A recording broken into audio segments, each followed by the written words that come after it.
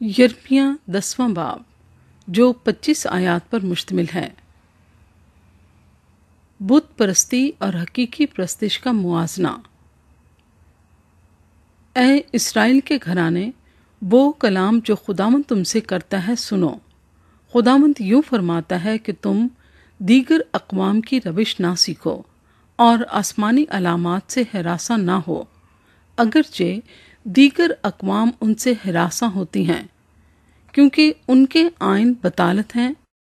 چنانچہ کوئی جنگل میں لکڑی سے درخت کاٹتا ہے جو بڑھئی کے ہاتھ کا کام ہے، وہ اسے چاندی اور سونے سے آراستہ کرتے ہیں اور اس میں ہتھوڑوں سے میخیں لگا کر اسے مضبوط کرتے ہیں تاکہ قائم رہے۔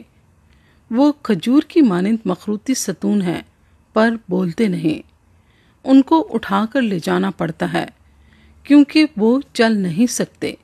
ان سے نہ ڈرو، کیونکہ وہ نقصان نہیں پہنچا سکتے اور ان سے فائدہ بھی نہیں پہنچ سکتا۔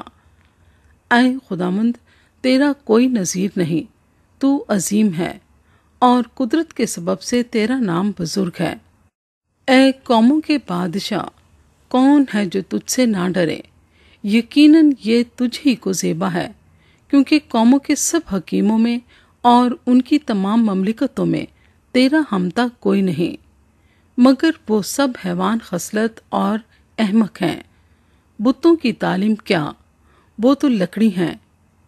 ترسیس سے چاندی کا پٹا ہوا پتھر اور اوفاس سے سونا آتا ہے، جو کاریگر کی کاریگری اور سنار کی دستکاری ہے۔ ان کا لباس نیلا اور ارغوانی ہے، اور یہ سب کچھ ماہر استادوں کی دستکاری ہے۔ لیکن خداوند سچا خدا ہے، وہ زندہ خدا اور ابدی بادشاہ ہے۔ اس کے قہر سے زمین تھرتھراتی ہے اور قوموں میں اس کے قہر کی تاب نہیں۔ تم ان سے یوں کہنا کہ یہ معبود جنہوں نے آسمان اور زمین کو نہیں بنایا، زمین پر سے اور آسمان کے نیچے سے نیست ہو جائیں گے۔ خداوند کی ستائش کا گیت۔ اسی نے اپنی قدرت سے زمین کو بنایا، اسی نے اپنی حکمت سے جہان کو قائم کیا اور اپنی عقل سے آسمان کو تان دیا ہے۔ اس کی آواز سے آسمان میں پانی کی فراوانی ہوتی ہے اور وہ زمین کی انتہا سے بخارات اٹھاتا ہے۔ وہ بارش کے لیے بجلی چمکاتا ہے اور اپنے خزانوں سے ہوا چلاتا ہے۔ ہر آدمی حیوان خصلت اور بے علم ہو گیا ہے۔ ہر ایک سنار اپنی کھودی ہوئی مورت سے رسوا ہے، کیونکہ اس کی ڈھالی ہوئی مورت باطل ہے، ان میں دم نہیں، وہ باطل فعل فریب ہیں، سزا کے وقت برباد ہو جائیں گے۔ یعقوب کا بکرا ان کی مانند نہیں، کیونکہ وہ سب چیزوں کا خالق ہے اور اسرائیل اس کی میراث کا عصا ہے۔ رب الافواج اس کا نام ہے۔ آنے والی اسیری۔ اے محاصرے میں رہنے والی، زمین پر سے اپنی گٹھڑی اٹھا لے، کیونکہ خداوند یوں فرماتا ہے کہ دیکھ، میں اس ملک کے باشندوں کو اب کی بار گویا فلاخن میں رکھ کر پھینک دوں گا اور ان کو ایسا تنگ کروں گا کہ جان لیں۔ ہائے میری خستگی، میرا زخم دردناک ہے، اور میں نے سمجھ لیا کہ یقیناً مجھے یہ دکھ برداشت کرنا ہے۔ میرا خیمہ غارت کیا گیا اور میری سب تنابیں توڑ دی گئیں۔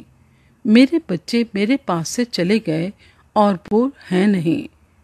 اب کوئی نہ رہا جو میرا خیمہ کھڑا کرے اور میرے پردے لگائے، کیونکہ چرواہے حیوان بن گئے اور خداوند کے طالب نہ ہوئے، اس لیے وہ کامیاب نہ ہوئے اور ان کے سب گلے تتر بتر ہو گئے۔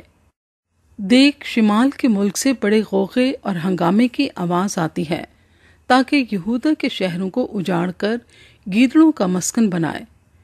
اے خداوند، میں جانتا ہوں کہ انسان کی راہ اس کے اختیار میں نہیں، انسان اپنی روش میں اپنے قدموں کی رہنمائی نہیں کر سکتا۔ اے خداوند، مجھے تنبیہ کر پر اندازے سے، اپنے قہر سے نہیں، نہ ہو کہ تو مجھے نابود کر دے۔ اے خداوند، ان قوموں پر جو تجھے نہیں جانتی اور ان گھرانوں پر جو تیرا نام نہیں لیتے اپنا قہر انڈیلتے، کیونکہ وہ یعقوب کو کھا گئے، وہ اسے نگل گئے اور چٹ کر گئے اور اس کے مسکن کو اجاڑ دیا۔